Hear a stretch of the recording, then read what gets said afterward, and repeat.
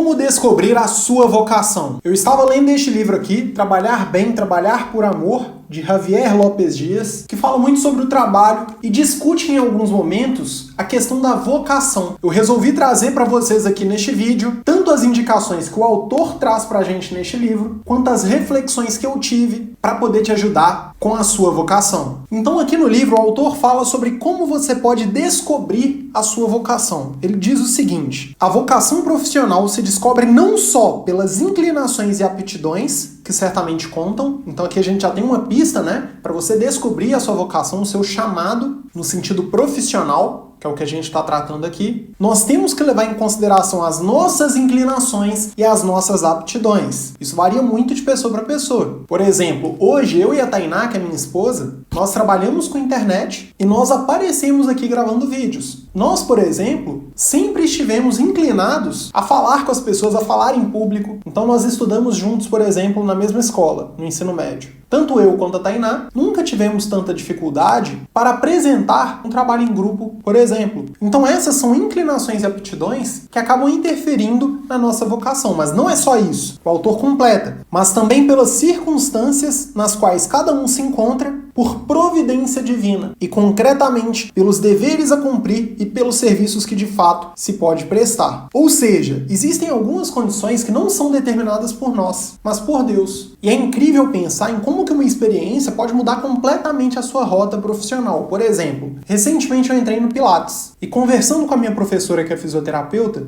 eu perguntei para ela como que ela foi parar nesta área. Ou seja, de onde que veio a ideia dela de fazer fisioterapia na faculdade e acabar trabalhando com Pilates. Ela me falou algo que chamou muito a minha atenção. Ela disse que quando ela era mais nova, por algum motivo ela precisou ir a uma clínica fazer fisioterapia. E ela falou que achou incrível o fato de uma pessoa chegar lá, nessa clínica, cheia de problemas, às vezes de mobilidade, por exemplo, e depois de uma sessão ou mais, a pessoa está normal. Ela disse que ficou encantada com isso e que começou a pensar que ela queria fazer isso, esse mesmo trabalho. Eu, por outro lado, eu acredito que se eu tivesse que ter feito alguma coisa ligada à fisioterapia quando eu era mais novo, eu tenho certeza que eu ia pensar, nossa, isso aqui não é pra mim. Porque eu não estava inclinado a isso. Não era algo que chamaria minha atenção. E aí ela disse que no início ela pensava em trabalhar com crianças. Mas se não me engano, já na faculdade, quando ela foi prestar um estágio, ao trabalhar na área infantil, ela disse que já não era para ela. Ela achou muito pesado. Então a gente percebe que há tanto algo relacionado às nossas próprias aptidões, os nossos próprios dons, o que a gente admira, o que a gente gosta,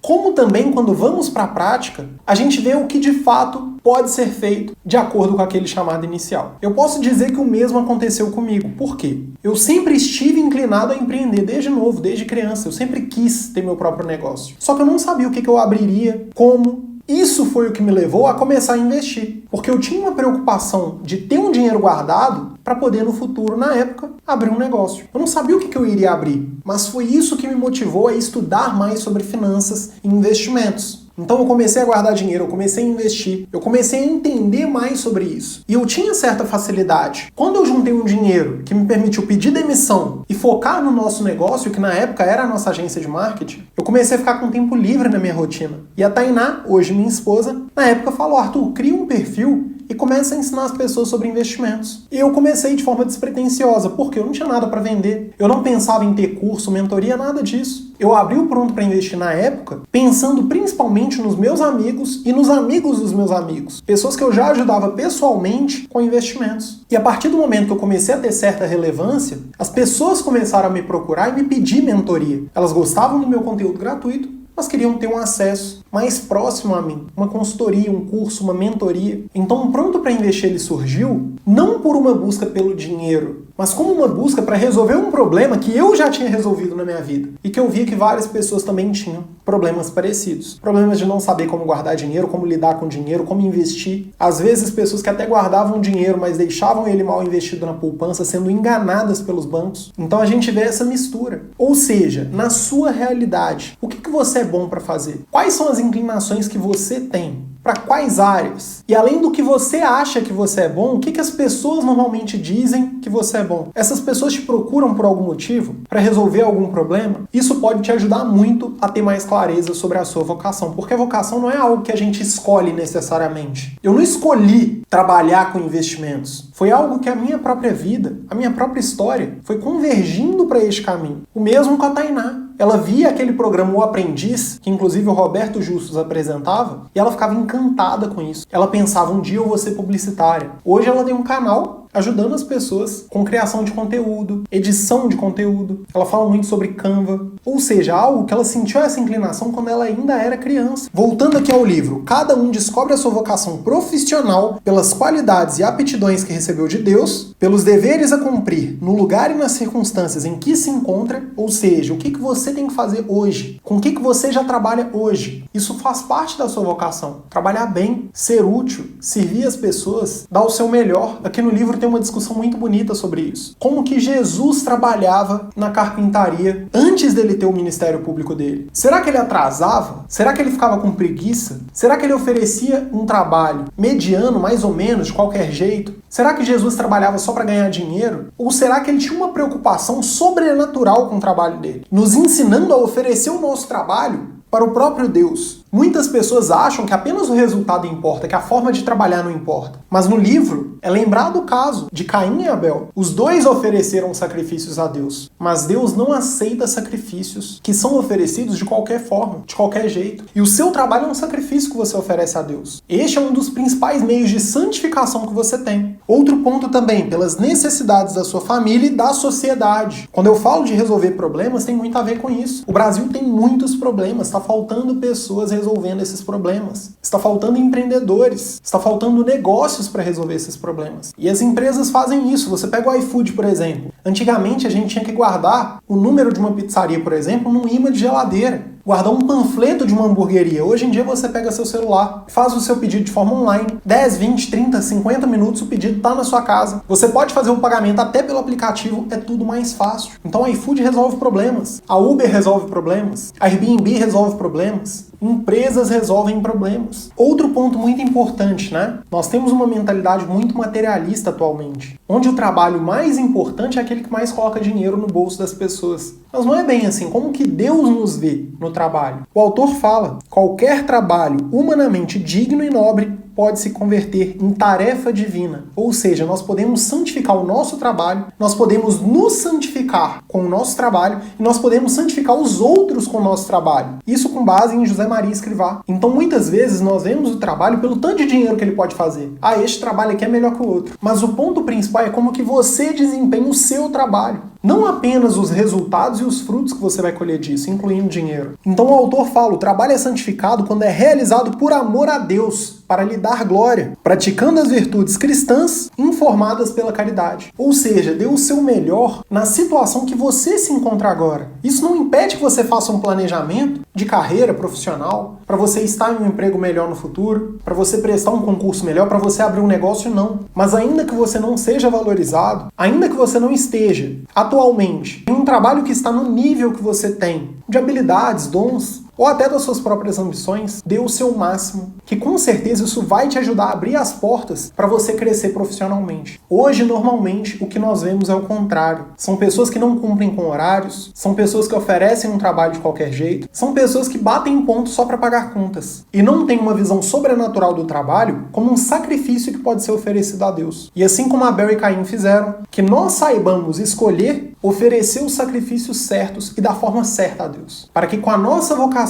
nós possamos servir aos outros, servir à sociedade, ajudar o país a ser um lugar melhor, onde toda essa riqueza gerada seja utilizada para nos servir. Eu espero do fundo do meu coração que esse vídeo tenha te ajudado de alguma forma. Fica a minha recomendação do livro Trabalhar Bem, Trabalhar por Amor. Um grande abraço, fica com Deus.